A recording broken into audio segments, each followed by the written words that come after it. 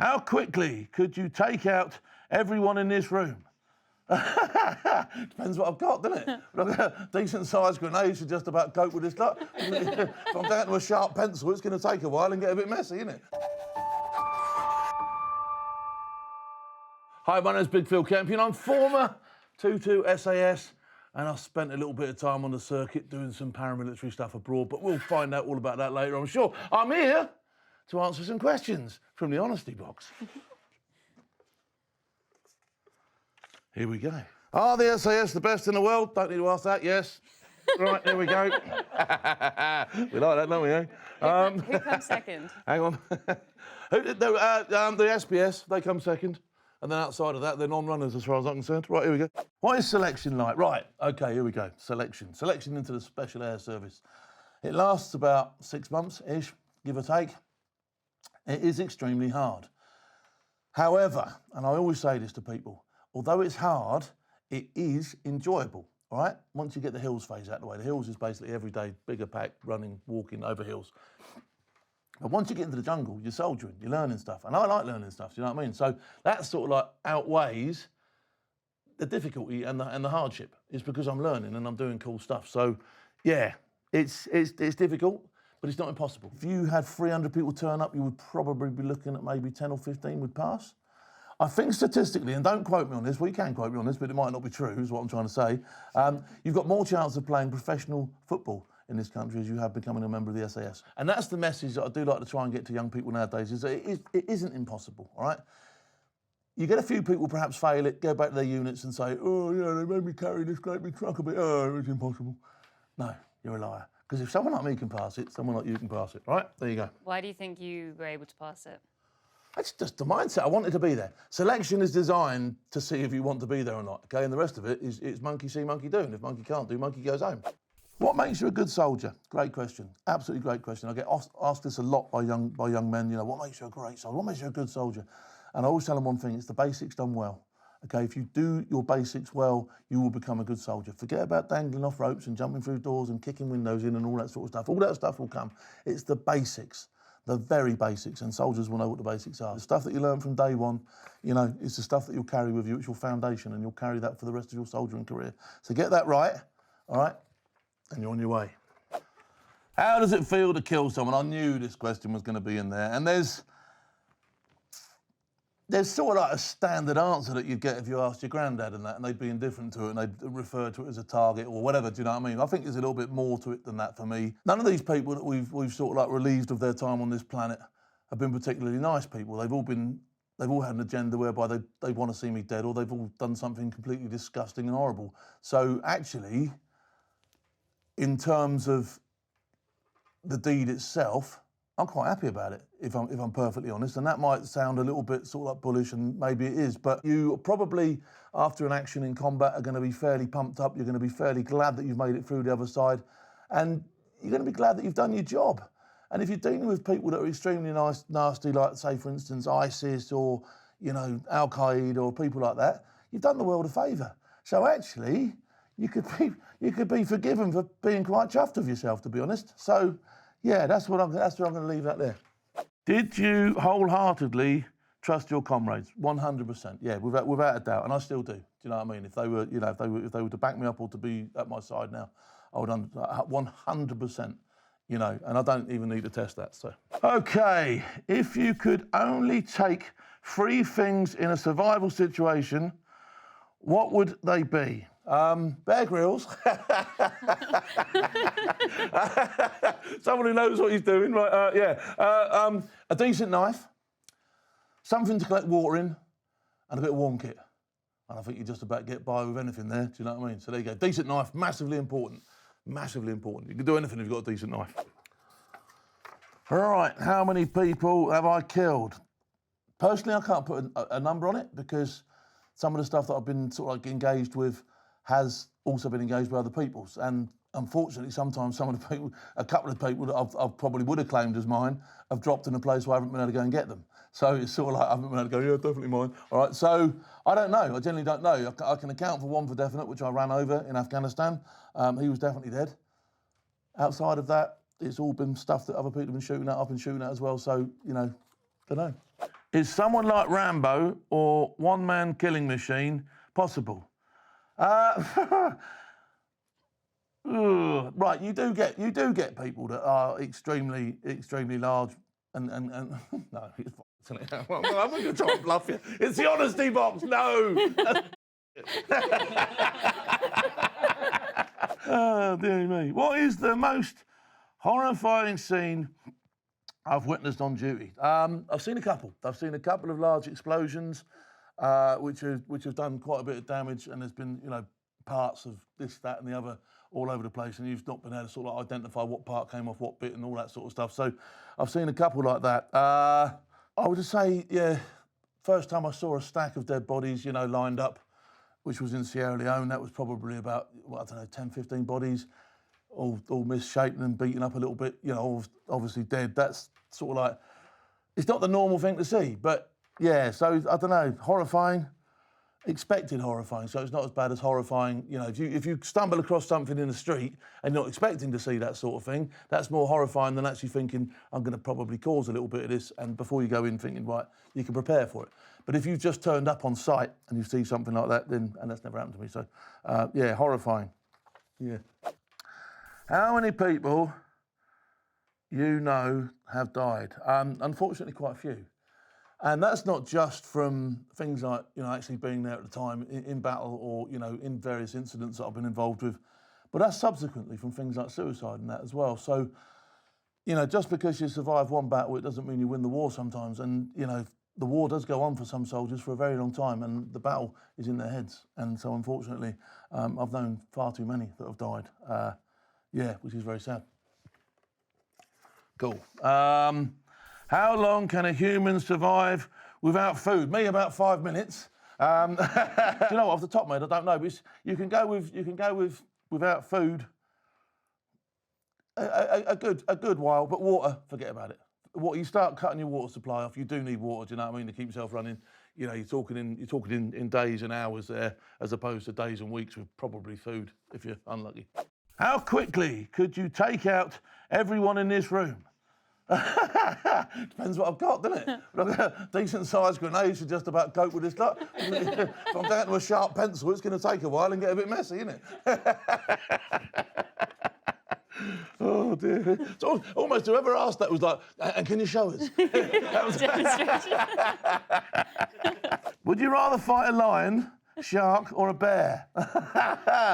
Oh dear. I think I'd rather take them all on at the same time, and then at least I know I'm guaranteed a quick end. Do you know what I mean? Because I ain't winning that one. Have you ever been flashbanged? Yes, I have. Yes, I'm not going to tell you the soldier's name who flashbanged me, but my first time in the killing house, or down at the place where we did that sort of stuff in Hereford, as I went in to clean up afterwards, somebody threw one in after me. A little bit of wee appeared. Did I ever disobey orders? Not on an operation, I don't think I've ever gone against orders, but I have gone against plenty of orders, elsewhere. I can remember one time of note, we were doing an exercise and we were out in a jungle somewhere, and the exercise was really and I thought, no, I'm not doing this. So I deliberately broke my compass, walked off in a different direction and just did my thing for 3 or 4 days, catching fish and eating them, which was very nice. Here we go, shag, marry, kill. Bear Grylls, Billy Billingham, Ross Kemp. Well, Bear and Billy, I've served with Billy. Billy's a very good friend of mine. Bear Grylls is also a very good friend of mine. I'm going to shag Bear because he's probably the cleanest and he's got the most money. I'm going to kill Ross Kemp and I'm going to marry Billy. Can women join? They can now, yeah, and I hope they do. I don't know whether one has or not, but if she does and she passes selection, like everybody else, she'll be treated exactly the same. So that's cool. Are you ever allowed to leave a man behind? Interesting question, this one, because leaving them behind in theatre is not the done thing. But actually leaving them behind whilst there's a battle raging is the done thing, because, and I'll give you an example, whilst I was on a raid in a West African village, someone in my patrol did go down. You could hear them screaming. The natural instinct was to go and help out, but we've been told categorically nobody is going back for casualties until we've resolved this thing, because obviously, I go back, I get hit, someone comes to save me, before you know it, you've got a pile of people over here and nobody doing what they should be doing anymore. So, yeah, very difficult. But wherever humanly possible, you wouldn't leave anybody behind. But that was a difficult decision to leave my mate on the floor. I could hear him. He didn't seem to be doing too well. He pulled through eventually, but at the time, I found that extremely hard to do, and you had to do it. It wasn't a case of, in that case, the decision was made for me, really, by what I was doing, but it was a very hard thing to do. So, yeah, that was tough. Here we go, let's have a look. Are there any other countries' armies you feared most? Right, that's an interesting question, because fear, I don't think fear comes into it, but respect, yes, absolutely. Everybody, whether it be a flip-flop wearing, untrained maniac from wherever he came on the planet, wielding a sword, to the most highly trained Russian special forces. If you can come and have a go with us, we're going to roll out the red carpet for absolutely everybody and not treat anybody with contempt or not believe that anybody's any better or any worse. You're going to get the full treatment every time, okay? So in that respect, it would be very naive and very stupid for me to sort of like, to be labelling people as maybe all these are sort of like lesser than these. Everybody gets the same opportunity as far as we're concerned. Right, there you go. Here we go. Do you think young people today will handle being called up? Right, yes, I do. And I say that because I'm involved in a number of youth organisations, and what I see in youth today, although they're different to what we were when I was a kid, when the guns are firing, they will respond, and I can promise you that. And nothing I've seen tells me otherwise. I've done a lot of stuff with the cadets. I do a lot of stuff with the military preparation colleges, and all those young people are going to make a difference. They want to make a difference. I say this to a lot of people. If it's something that you want to do, if it's something that flicks your switch, join the army and go and do it. Apply, volunteer, okay? Because that's what it's all about. Don't get to my age now, which I'm 55 soon, all right? Don't get to my age and look back and go, oh, I wish I'd done that. Do it now, all right? Because otherwise the chance will go. Are you desensitised to violence? No, not at all. I understand violence from both respects, from both receiving it and giving it. That doesn't desensitise me to it. That doesn't mean that I believe it's either wrong or right, or think it's cool or not cool. I'm indifferent to it, I would have said. So yeah, that's not desensitised. Do you think a lot of people are desensitised in the army? Again, I don't think desensitised, but it comes, does a butcher get squeamish when he cuts a pig open? No, he doesn't eventually, does he? I mean, I did my work experience once as a butcher's assistant. I was like, and by the end of it, I'm like, you know what I mean? So it's that sort of thing, isn't it? Do you know what I mean? It's not, it's indifference, isn't it? What scares you the most? The missus. Absolutely, categorically the missus, yeah, I'm proper, yeah. Spiders, I don't like spiders, hate them. Big sass man, spider. Right, does anything you've seen keep you up at night? I've had a few rough nights' sleep. Now, not because of stuff that I've seen, but because I've woke up believing I was still doing stuff. And not that I've had a problem with that, but it's sort of like, it's a bit of a stuff. And I went through a period, and I still dream to this day that I'm in the army. I still do it to this day. I still fall asleep and sometimes wake up thinking I'm in the army. I think it has a massive impact on your life. The stuff that you do will stay with you forever. And like I say, it does, ultimately, if it stays for you forever, that's one of the ways that it does stay. So, yeah, I do get a bit of sleep disruption. What could be improved in the SAS? Great question, that as well. So they'll be asking exactly the same question every time they go out the door. They will ask themselves the question when they come home, what can be improved? And absolutely everything is debriefed every time the regiment does something. So it could be the most minor thing, the biggest thing, but as soon as everybody's in, as soon as they've finished what they're doing, they'll sit around and they'll go, right, how can we make that better? Okay, so that's a very good question. So there'll be loads of things that could be done, whether it be through the use of different technologies, through doing things slightly differently, but experience is usually the one that will dictate this. And so, yeah, very good question. And it's a permanently evolving question. Is there support for ex-servicemen and women? There is. I would probably tend to say that sometimes there's not enough. I would also say that if you look at the format that the Americans use with their ex-military, etc., they probably do a little bit more over there, and there's certainly stuff that we could learn from here. Ultimately, there can always be something more done, do you know what I mean? How under threat are we as the public? Good question. You know, there's all this stuff you watch on television, and there's a lot of scaremongering goes on in the press as well. Direct threat right now, I'd have said we're sort of like, we're not out of the woods. We're certainly not in peace times.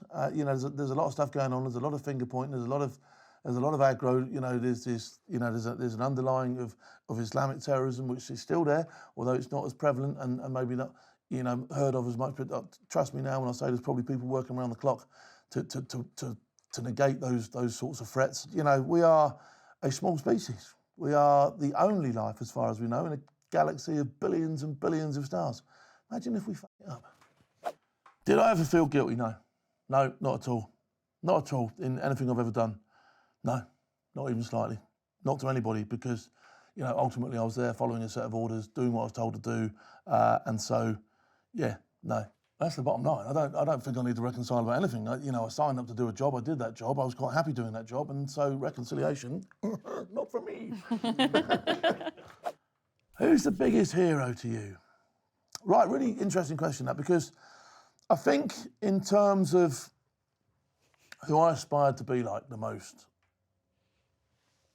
my father let me down. School let me down.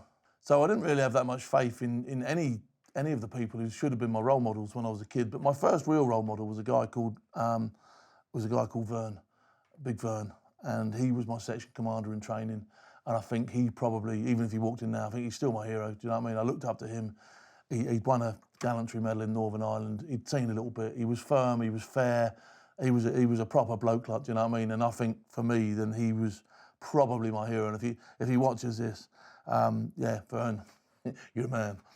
How did you deal with mental health while serving? I didn't deal with it well, and it was taboo. And so, you know, eventually I probably done myself in a little bit with it, to be honest. And when I got out, I tried to mask it. And I was seriously in the belief that if anybody found out that I was suffering with mental health, then I'd be unemployed, but I wouldn't be. And once you get out, you know, if you don't get no money, you don't eat. It's as simple as that. Do you know what I mean? So I didn't deal with it. I didn't deal with it very well, and that's why I'm a massive advocate of people talking about it, of people doing the right thing and seeking the right help and getting it sorted out. Because if you don't, it only goes one way. It gets worse and worse and worse. And like I say, I ended up in a little bit of trouble, a spot of bother, and it could have all come crashing down around my ears. Do I have PTSD? Depends who you ask. And I'm not saying that flippantly. That's seriously, you know. I've had people say to me, I've had my own troubles and my own struggles along the way. Whether they're PTSD related, I don't know. I have had a couple of occasions in my life where I've absolutely, completely lost the plot since I've been out. I like to think that I'm probably over that now, but yeah, I probably have struggled a little bit. But where I've gone wrong is I've tried to self-medicate and not acknowledged it and not thrown it up the system and never sought help.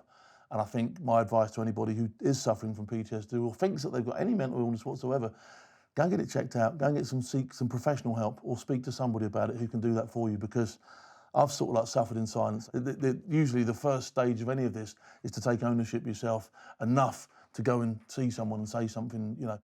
Best piece of advice you've received? I've been really blessed in as far as I've had some great pieces of advice given me. But one of the best pieces of advice I think I've received was as a young man when I was in the squadron, and the sergeant major said to me, he said, "Look, if you find a job that you enjoy, you don't go to work." And I think that's really stuck with me. I've always done stuff that I enjoyed. Do you know what I mean? And if I don't enjoy something, I move on pretty swiftly, because you know life's too short to be doing stuff you don't enjoy. Do you know what I mean? There's the necessity sometimes. I know you've got to pay your bills and all that sort of stuff, but you know, find something you enjoy to pay your bills, and if you can, you're laughing. Best day on the job. Do you know the best day on the job was probably the day I got picked up all those years back as a young man from the train station, and I had my little rucksack in my hand, and they put me on the back of a 4-ton truck and they took me up to depot. And as we drove through the camp gates, I realised that I was safe now. I was in a place where all the demons from outside, from when I was a kid, couldn't get me anymore. I was part of something bigger, something much bigger, something a lot better. and that now actually I could make my own luck. I can concentrate on what I wanted to do for a living and how I wanted to conduct my life. And I felt safe. I genuinely felt safe the day I went through those gates, and I had a great, fantastic time. I really did. There you go. Starting getting teary now. I told you to get emotional, didn't I? Lovely answer. Do you miss it? Of course I do. Absolutely, full on I miss it. I still see my mates now and again. I don't see enough of them. You don't get enough time on this planet for the people you love. And unfortunately, I've spent quite a bit of my time with people that I don't love as a living. So, you know, my time now is spent with the people that I do truly love and the people that hold dear to me. So that's, again, I'm going to get down an emotional rabbit hole with you now, but, you know, do I miss it? Of course I do. And that's it. It's basically a series of walking over the hills with a pack that gets larger and larger, with a distance that gets further and further. You know, I had toenails missing, I had skin off the back, you know, I had blisters on my feet, I had a dislodged retina. I had all sorts wrong with my body by the end of that 4 weeks.